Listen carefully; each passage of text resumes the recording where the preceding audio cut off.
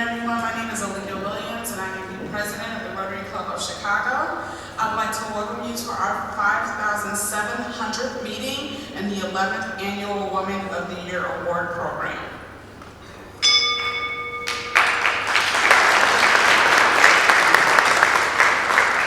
I want to thank you all for coming, but most importantly, I want to thank our event sponsors, the Women Business Development Center, Lisa Russ, Khaled Akawi, Michael Ferris, Deja Vu Photography, Integrated Back Office Solutions, and Loquacious Culinary Events.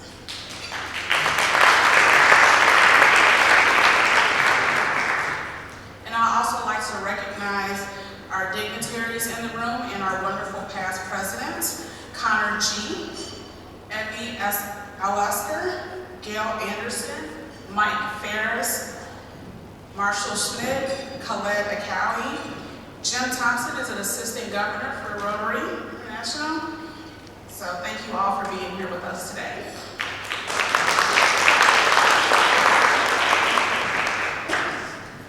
And with that, if Jody could come up and give us a thought of the day, or application, sorry.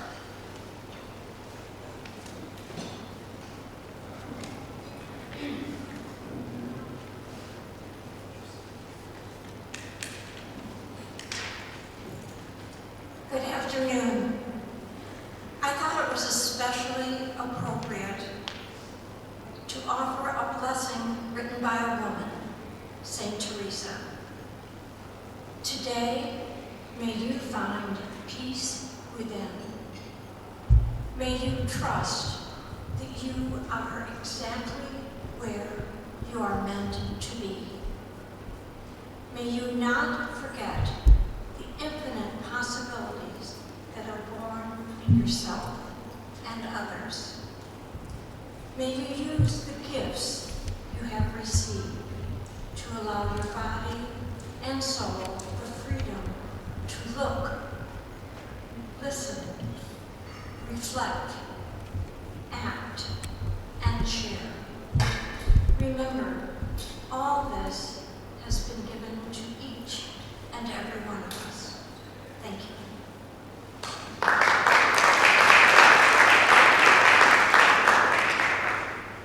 And next, if Lisa could come up and give us the history of this wonderful event. Yeah, Lisa.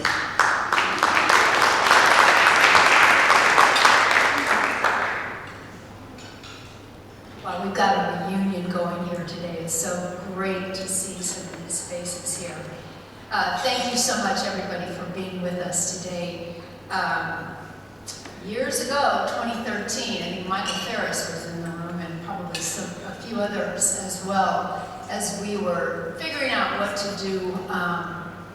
We wanted to do something a little different, and since we are the world's first service organization here, we decided that we would honor women and that we would have a women's event. And we have a lot of men in our club, and we said, hey, just you invite the top women you know in your life, whoever they are, mothers, sisters, colleagues, friends, clients, you name it. And our members have pulled through every year, and I want to thank all of you so much for continuing to support this event. As we honor Sandra, Amelia, and Maria today, and all of you who come along with them, we are very honored to have you with us. This is an opportunity for us to meet new people, and it's an opportunity for you to meet us, and it's a wonderful coming together. An organization that started 100 and something or other years ago, what is it, in 1905, just a few blocks from here, with 4 men who decided to come together for synergy and for fellowship and for ways to serve the community. For those of you who are unfamiliar with Rotary, it is now a 1.2 or 3 million organization with 34,000 clubs worldwide. And it started right here. So we are thrilled to have you with us today. And while our club and our organization and the people who work so hard within it can fly under the radar. As the Wall Street Journal said way back in 2005 when we celebrated our 100-year anniversary, our work with the CDC and with the World Health Organization, partnering with those two organizations in wiping out polio, has been the single most successful humanitarian effort. And we're pretty proud of that.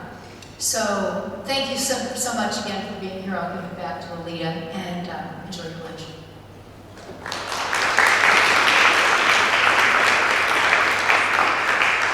And with that, lunch is served, and we'll come back up and have our wonderful awardees in just a moment. Hello, everybody. Please continue to enjoy your lunch and dessert. Union League Club went out of their way to give us this chocolate mousse today. So please enjoy. So while you're still doing that, we're going to have a couple of Rotary stories, and I'm going to invite some people to come on up. So Sarah, Connor, and Alita, come on up, and in keeping with telling our story, these three are going to tell their stories. We've got different folks here. We've got Sarah Buck, who is our incoming president.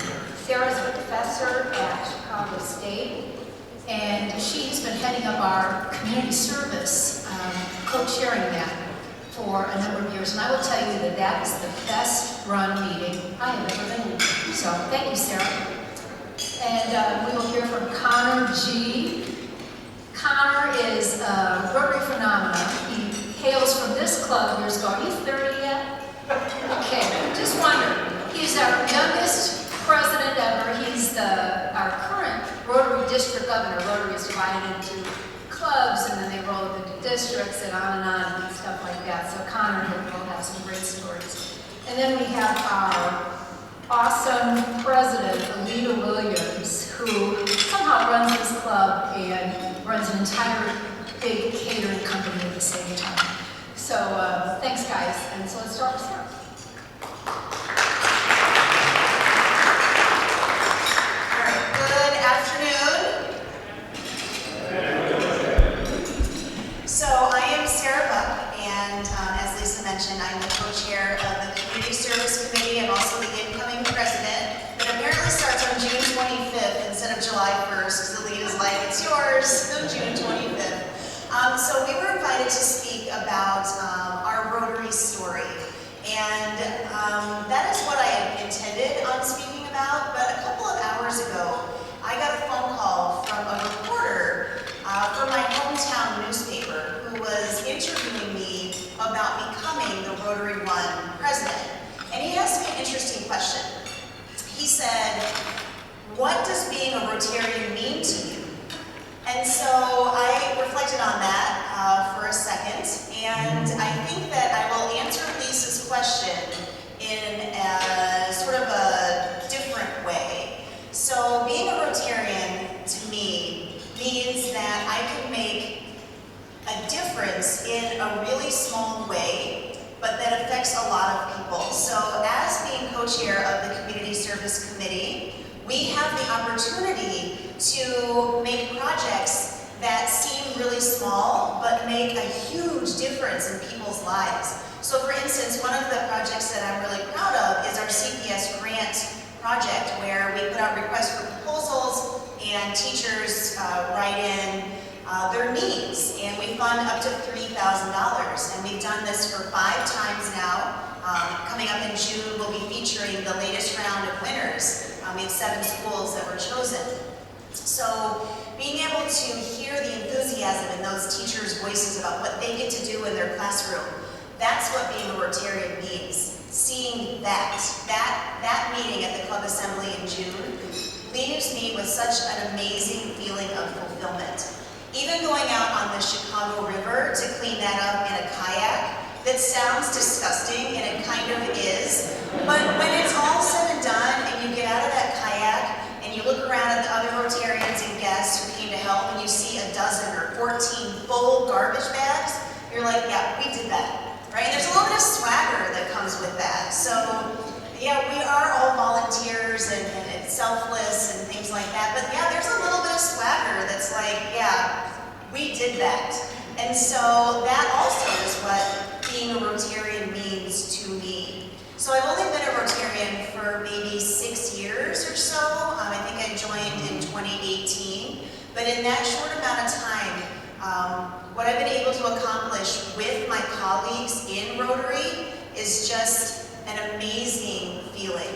And so that is my Rotary story, just how one person working together with other individuals collectively can make a big difference repeatedly. This is something that we do repeatedly. It's not just once. We get to do this every month. So that's what being a Rotarian means to me, and that is my Rotary story.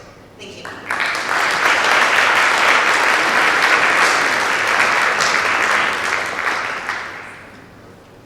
Thank you, Sarah. So my Rotary story is never to follow her after speaking again. No. So Lisa asked us to speak a little bit about Rotary and our Rotary story. So my name is Connor G, as Lisa said. I'm honored to be District Governor this year, which means that I'm responsible for Rotary in the Chicagoland area. And how I got involved in Rotary is actually an interesting story. So I graduated from college back in 2007. And in 2008, I did marketing for a hearing aid company here in Chicago. And my boss, the CEO at the time, said, you know, we really need to be out in the community selling hearing aids. I wonder if there's an organization that's made up of a bunch of old people that we can get involved in. And so she said, I think Rotary is that organization. So lo and behold, I came into this club, Union League Club, and Rotary Club of Chicago, knowing nothing about Rotary. I was, at the time, a 22-year-old recent college grad. Yeah. You can't hear me. And, you know, they said, oh, sure, yeah, you could be a member of the club.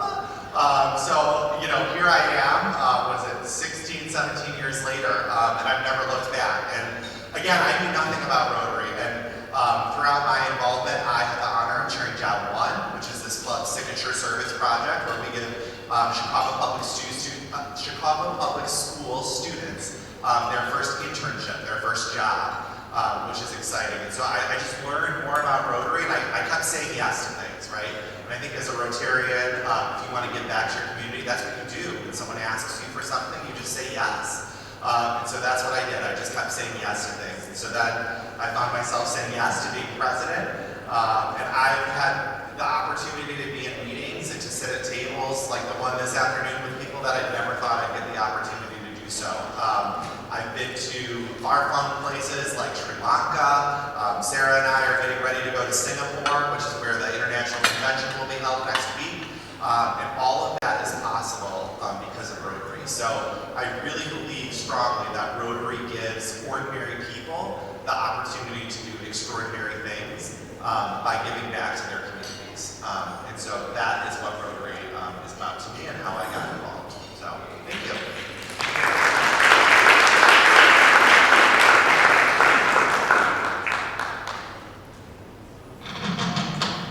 So,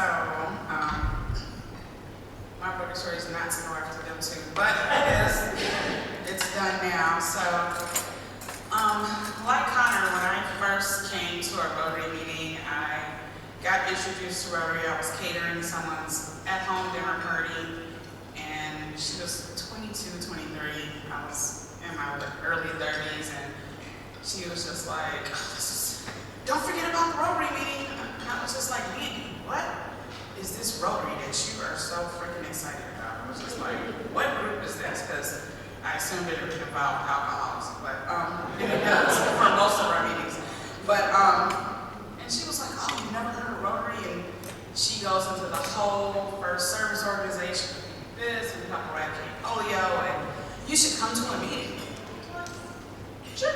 Business owners, let's go. Kind of like Connor, I walked in, I was like, oh, it's a lot of old people here, but okay. A lot that didn't look like me, but I decided to stay. On firsthand for my business, I said, at some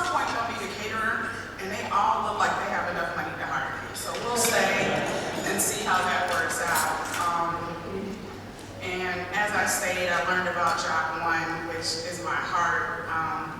As my husband says, if I was to die tomorrow, he has to take care of all my kids, because I call Job One students my kids. Because the opportunities and the access that we are able to give some of those students who have the potential, who work hard, but sometimes just don't have someone to open the door. And as a Rotarian, to be able to give that to someone that looks like me, that I know where they're coming from, a single parent home, a latchkey kid, you're working hard to get your grades up, hoping you can get a scholarship to college because you know your mom can't afford it. And to be able to say, let me give you this internship, you know, we can give you $2,500 to help you get started at school. But there's also Rotary Youth Exchange where we can help you be a leader. There's also the international trips that you can take as a member of Rotary. Just warms my heart every day.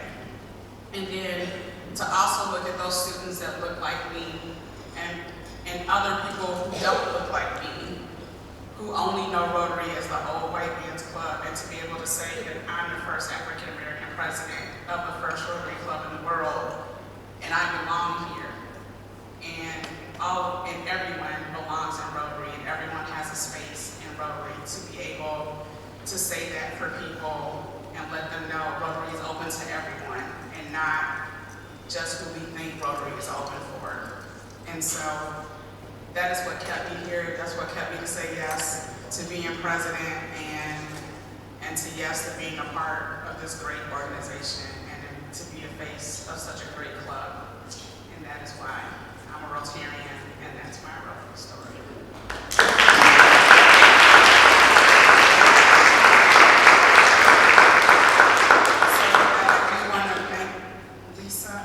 Sarah and Connor for their wonderful stories. They're probably much better than mine. And with that, Lisa and the honorees and the people that nominated them, can you please come up to the stage?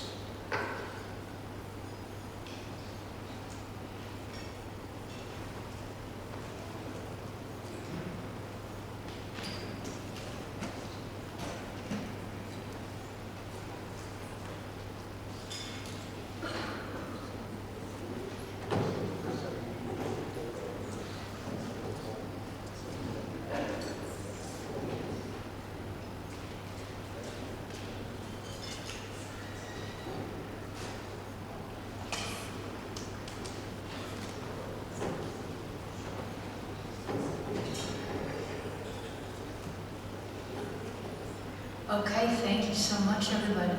Why don't we start with Eric? Eric Kimball is going to introduce Sandra Blakeman.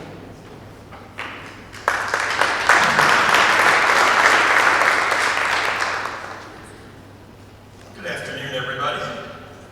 So I'm here to tell you a little bit about Sandra Blakemore. Sandra is the Commissioner of the Department of Human Resources for the City of Chicago, which serves the city's 31,000 employees. She's responsible for the hiring and promotion process for all city departments. Prior to that, she was the Commissioner of Fleet and Facility Management, one of the city's largest infrastructure departments. She oversaw a budget of $500 million and over 1,000 employees. Sandra led the department's procurement strategy to meet the city's 100% renewable energy goal for 2025. She also led the work to electrify the city's fleet, with 25% of the light-duty fleet now electric. And you may remember this from the news, during the COVID pandemic, when they set up the McCormick Alternate Care Facility, she led procurement of goods and services to get that place running in 2 weeks. Now, before joining the city, she worked in the private sector, including managing a $500 million portfolio of businesses at Conagra Foods. During her career, she's always given back, including creating Conagra's first Black Employees Resource Network, leading food drives, serving on the board of Youth Outreach Services, and also serving on the board here at the Union League Club of Chicago, which is how I know Sarah. She received her BA in government from Harvard University and her MBA from the University of Maryland. And most importantly for today's audience, she is a former Rotary Fellow, having studied in Queensland, Australia. Now, Sandra's obviously intelligent, high-powered, and important person in the city, but that alone is not why I nominated her for this award. Sandra is also patient, reasonable, open to debate, kind, humble, and always has a minute if you need some help. And to quote my friend and fellow Union League Club board member Rich Beam, I sleep better at night knowing Sandra's in charge. So ladies and gentlemen, please welcome Sandra Blakemore.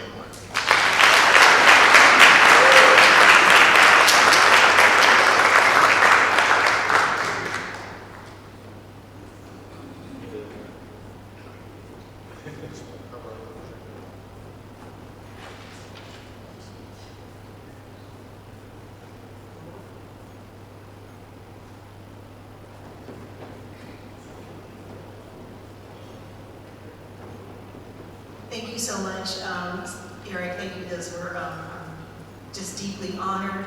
And it's really special for me today to be honored by the Rotary Club, because as Eric said, I was a fellow in 1991.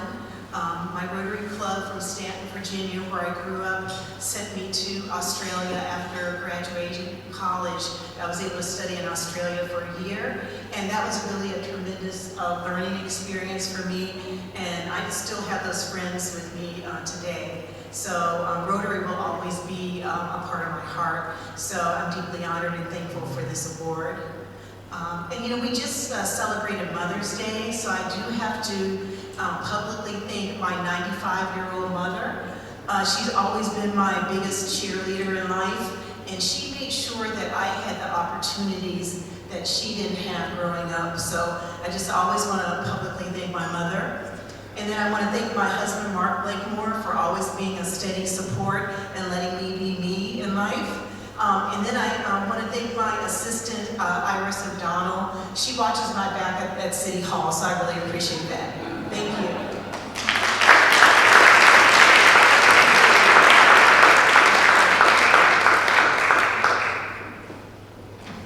All right, Hetty. Hetty, by the way, was one of the first women to join Rotary in the 1980s. So, and she's a former honoree of ours as well. So, Hetty, thank you so much. Yes, I'm sure. Hello, everyone. For those of you who don't know me, I'm Hetty Bradner. I was going to say I was one of the very first women members of Rotary One. And Rotary One at that time set the precedents, as it always has, for the rest of Rotary. As a founder of the Women's Business Development Center with Carol Dewar, I knew it was important for me to leave the legacy of the organization in the hands of someone who's just as passionate about it and the issues that we addressed with the Women's Business Development Center, in the hands of someone who is just as passionate as I am, which is exactly why I felt so comfortable passing the torch to Amelia Domenko. Over a decade ago, actually it was probably closer to 2 decades, right? Amelia was on the board for about 7 years before she came on as a loan executive as Chief Operating Officer, and then became our CEO. Some board members who are former president and current president of the Women's Business Development Center is also here to honor her. Deborah Jennings Johnson and Sandra William.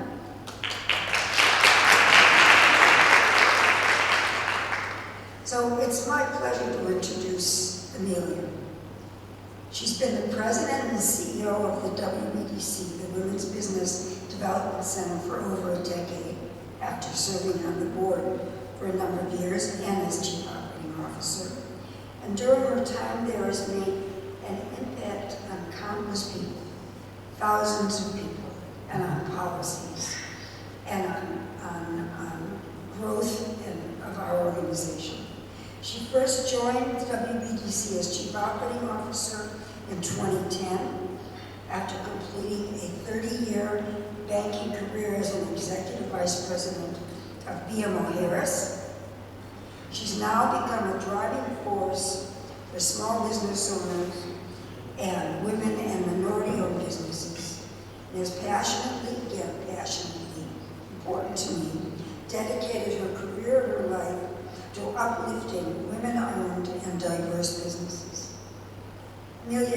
known in the community for her contribution to leading civic and professional organizations, and she serves on multiple boards around the Chicagoland area, such as the Chicago Small Business Advisory Council and the Enterprising Women Magazine's Advisory Board, as well as her government appointments at the county and the city embassy.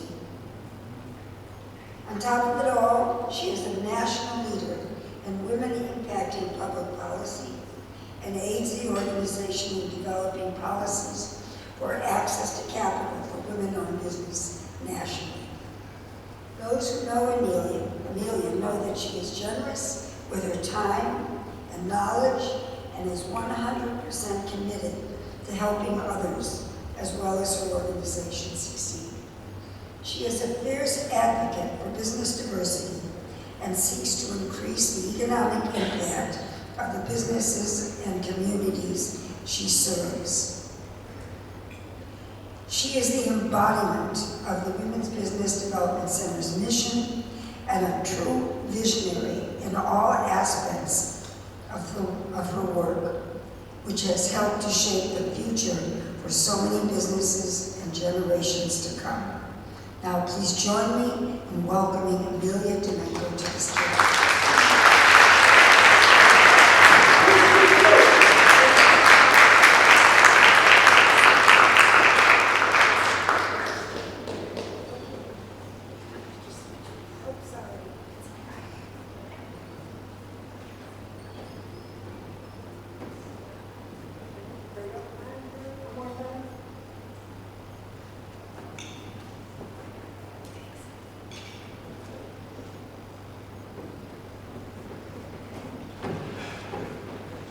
Good afternoon, everyone. Thank you for being here. Thank you, dear Hetty. The Women's Business Development Center is a major part of Hetty Ratner's legacy, and it's my privilege to follow her in her footsteps for the past 14 years.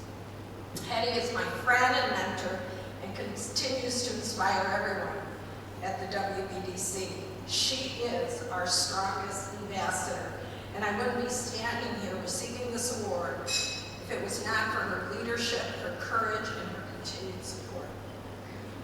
It's an honor to be here with you this afternoon and to be recognized alongside of Commissioner Blakemore and Dr. Torres. I'd like to express my gratitude to the Rotary Club for organizing such a lovely event and recognizing the importance of celebrating the contribution of women to our communities. I'm humbled and honored to be considered among the women that are being honored today and those that were honored before us. I also want to acknowledge and thank my colleagues and friends who are here today, and a special thanks to Bob, my son. You're always there for me, and I appreciate it. All of us are here today, though, to celebrate the contributions and the leadership of women who are critical not only to the success of our communities, but also the ripple effect. Their success leads to success in our economy and success to our society. For nearly 40 years, the WBDC has supported and helped accelerate business development and growth for women and diverse business owners. What started as an organization aimed towards giving women a voice during the fight for gender equality and women's rights in 1986 has evolved into a nationally recognized organization in the field of business development. Having spent over a decade now serving as the president and CEO of the WBDC, I've had the opportunity to advocate for increased resources to support the continued success of small businesses in the communities in which they serve. Seeing firsthand the impact that equitable access has had on small businesses and startups in both it's very fulfilling and inspiring. It inspires me daily. For me, the work that we do has two major goals. One, it ensures that we're all working towards creating an equitable opportunity for success. And two, It fosters a brighter future for generations to come. I'm so proud to see how far we've come. We all know we've got more work to do, but we must continue to build better communities for the future of our children. Thank you for this award. I'm honored to be in such wonderful company today. Thank you very much.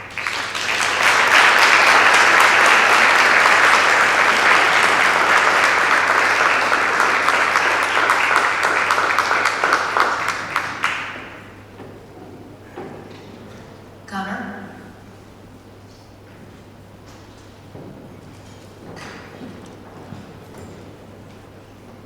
Good afternoon and happy belated Mother's Day. Mine is a little bit more impromptu but from the heart. I nominated Dr. Torres for a couple of reasons. One being professional and also a personal. The professional one is that Dr. Torres to me is an amazing woman. Why? Because not only is she an internist, she's an anesthesiologist, she's a pain doctor, so she has 3 specialties, which is quite enough. She also is a missionary. She was instrumental in bringing acupuncture to the Cook County health system in her effort to address the opiate epidemic. She is one of the leaders in the state to address the opiate epidemic with multimodal analgesia, and Cook County is the flagship driving that force. Sadly, even though we have success curbing opioids that are prescribed by physicians, we still get opioids from the black market, and that's what's actually killing people now. Now we are in.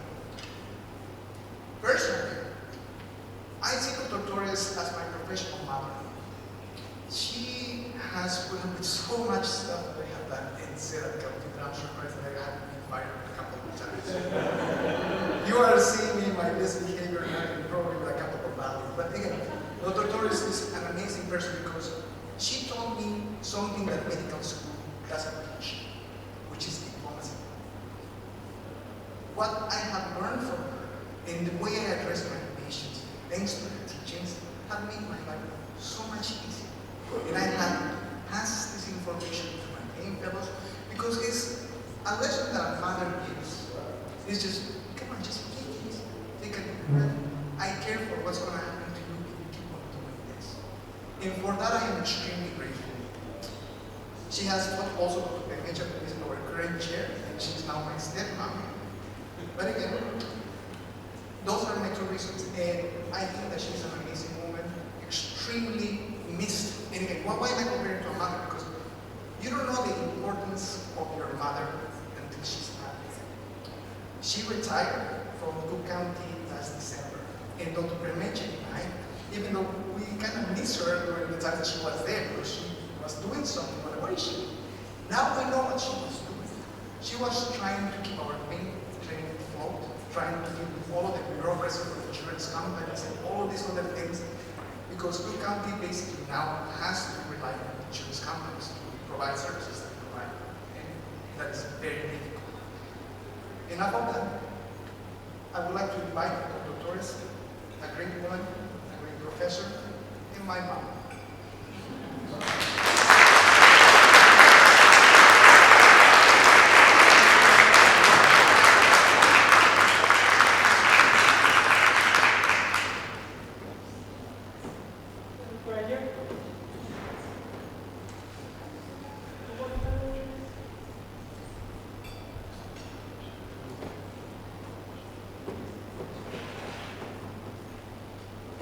Well, good afternoon.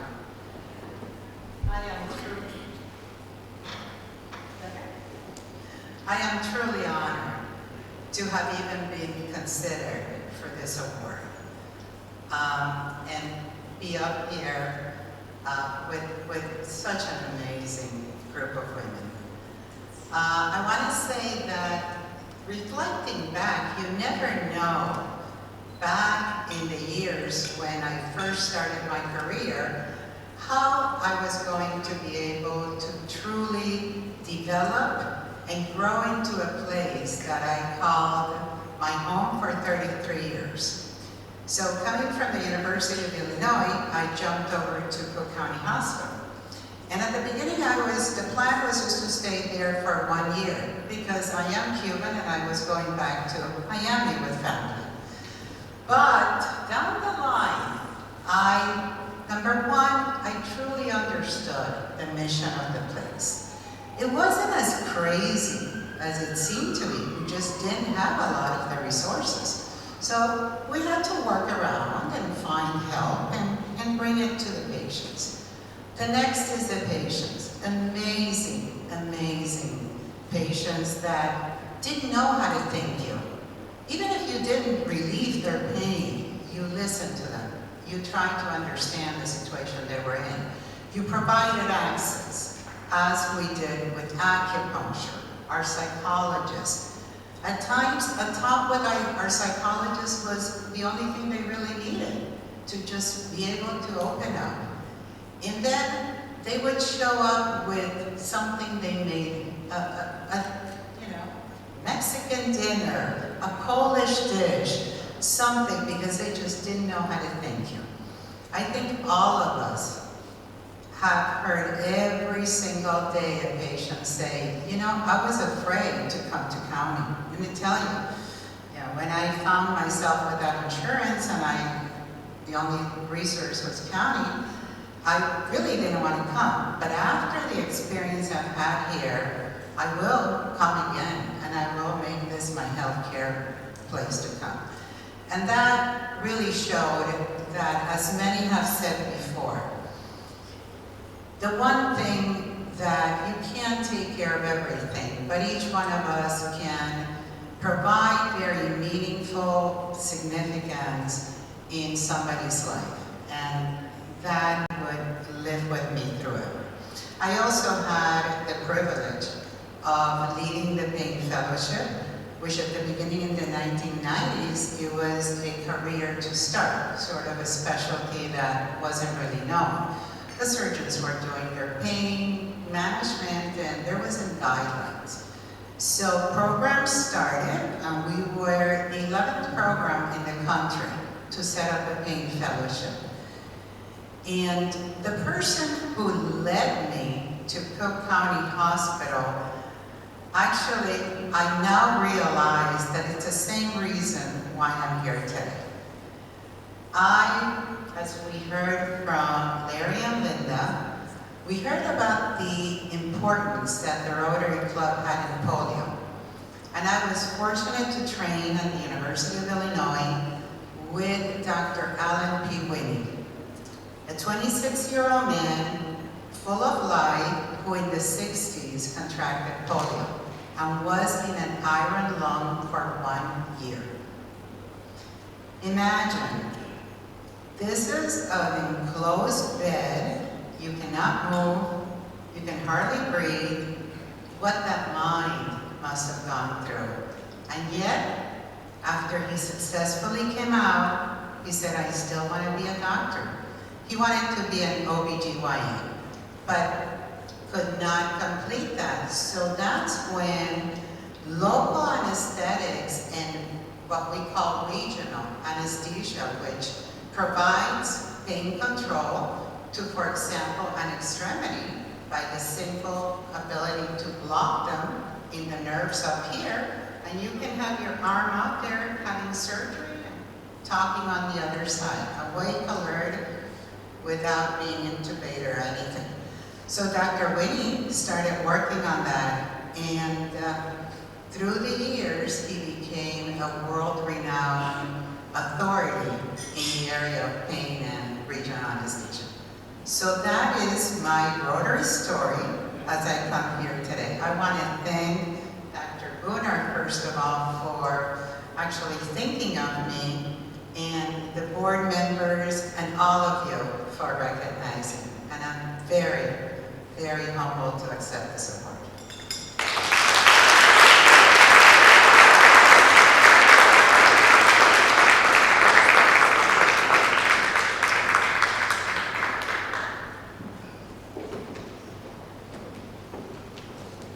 Once again, let's give a wonderful round of applause for our wonderful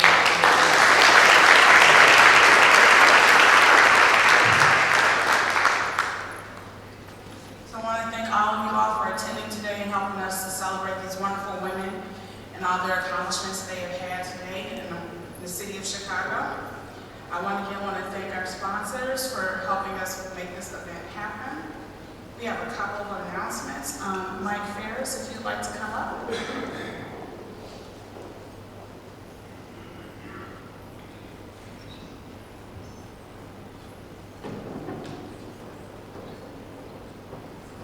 Thank you, President Lita. So I'm here to make an announcement and to give you an offer you can't refuse. As many of you know, in addition to being a former president of Rotary One, which I reminded everybody every day that I stood up here, is the oldest service organization in the world. I'm also on the board of with Jim Buick of the Chicago Scots, which is also the oldest charitable organization in the state of Illinois. Every year in June we have our Highland Games. That's coming up very soon. And I am excited to say that this year we have decided to honor Rotary International President Gordon McAnally, who, as many of you may know, is actually, originally hails from the south, Queensferry, Scotland, in a final salute to his RI presidency.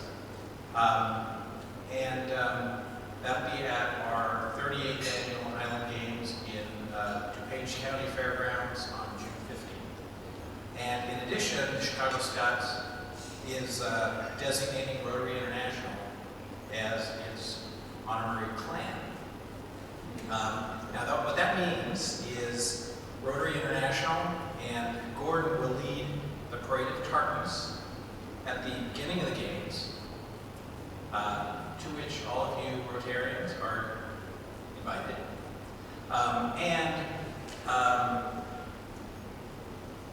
The other thing that's going to happen that sort of brings chills to my heart is Gordon will receive the salute to the chieftain from 1,000 bagpipes simultaneously at dusk to end the games. So, why are we doing this, you may ask? Rotary, and Rotary One in particular, has very strong ties to Scotland. Many of you know that Paul Harris, our founder, met his wife in Scotland. They named their home, which this club has spent a lot of time and effort restoring and preserving, Cumley Bank, after the neighborhood in Edinburgh where Jean grew up. In an early Rotary convention, Paul Harris said this: "What we're trying to do in Rotary is make the words of Scottish poet Robert Burns come true. The time shall come when man to man, the world over, shall brothers be for all that." Now, so I invite everybody to come to the Highland Games in June. Unfortunately, it's June 14th and 15th. Unfortunately, I can't be there. My youngest son chose that day to graduate from college finally, so that's a conflict. But as a member of the host committee, I am underwriting 2 tables for Rotarians in the VIP tent. Anybody who wants to come on my nickel, let me know. I really would encourage everybody to come. As we say at the Chicago Scots, if you're Scottish, either by birth, by heritage, or simply by inclination, come join us. If you have any questions, Dawn is with me at my table. She is on the staff. Either one of us can help you, or you can send me an email and we'll get you hooked up with tickets. Thanks.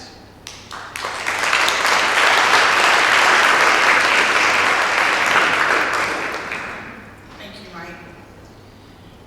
And for further announcements, I'm very excited to remind everyone to please register for Sarah Book's installation on June 25th. on June 25th here at the Union League Club. It'll be a great day to get ready for an amazing year that Sarah is going to have. And I am just so grateful to have known her and gotten to know her over these last couple of years in our presidential line. And I'll invite all of you all to come back and help us celebrate another great year with another woman president. I think our next 3 presidents are all women in our line. So please come back and help us celebrate that. If you're interested in learning more or joining Rotary One, please reach out to any member of the board. All my board members, raise your hands. Look at that. Most of them are here. I'm so excited. Any of our past presidents, raise your hands. Yeah, Marsha, I want you to raise your hand. Okay. We are gladly to answer any questions and help you learn more about Rotary One, about becoming a member, or just about helping us do the great work that we do in the world. And with that, if Connor G can come up and lead us in the 4-way test of the things we think, say, and do. Thank you. And for those of you that are not in Rotary, the 4-way test is over there on the banners as well, so you can read them. So the 4-way test of the things we think, say, or do. First, second, third, fourth, and for us, number 5, will it be fun? All right, and with that, I adjourn this meeting.